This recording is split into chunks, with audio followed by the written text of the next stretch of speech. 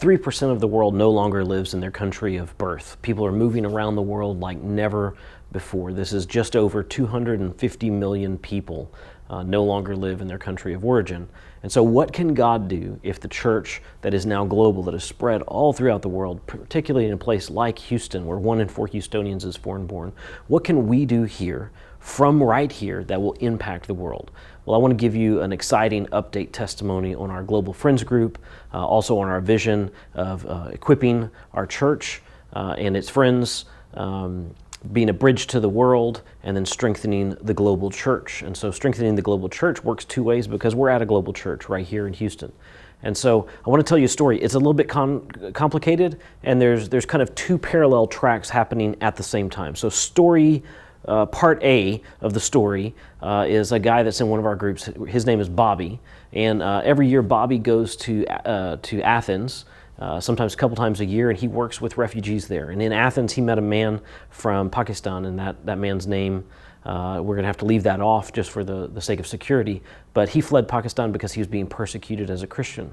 As persecution and intensity grew towards him and his family, as the people who were after him were trying to find him, his son and some of his other friends also left the country as well.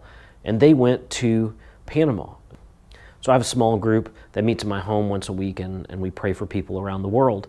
And one week Bobby comes in and he says, "Does anyone know anyone in Panama and Panama City?" And our first thought was, well, Panama City, Florida. No, we don't really know anybody there. He goes, no, Panama City, Panama. I thought, oh, actually, I do know. I have a friend who goes to my church, and also have a gentleman that I met at a conference. So part A of the story is Bobby goes to Athens to meet a guy from Pakistan. Part B of the story is that I went to Thailand for a conference to meet a man who was from Panama. He was at the same conference, and so he and I met together, swapped numbers, stayed in contact. We've created a small network of other people who are like us that work with the diaspora. And he does a similar kind of ministry that we do here in Houston. He does that there in Panama City. And so when I heard it was Panama City, Panama, I thought, hey, I know someone. And so immediately I picked up my phone and I got on WhatsApp and I called out to him and I said, hey, I don't really know what the situation is. Maybe step one is you can just let us know what the actual situation is when you hear about it. But this man who's in Athens from Pakistan, his son from Pakistan is in your country now.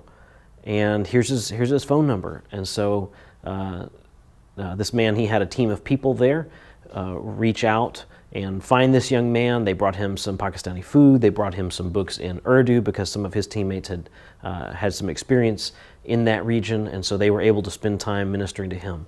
It's been an ongoing saga, if you will, as the story has developed, because there's many ins and outs of how the young man got to Panama and his struggle to stay there, and he's trying to find status. He's also a minor. There's all kinds of details that I won't go into, but it's just amazing to see how God used two round-the-world trips, one through Thailand, one through Athens, to help one family. So who would think that someone who goes to just a small Bible study prayer meeting at my house knows someone who lives in another city of someone that I met around the world at a different conference?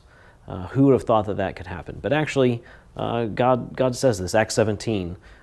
Paul is talking about God's sovereignty over where he has put nations and why.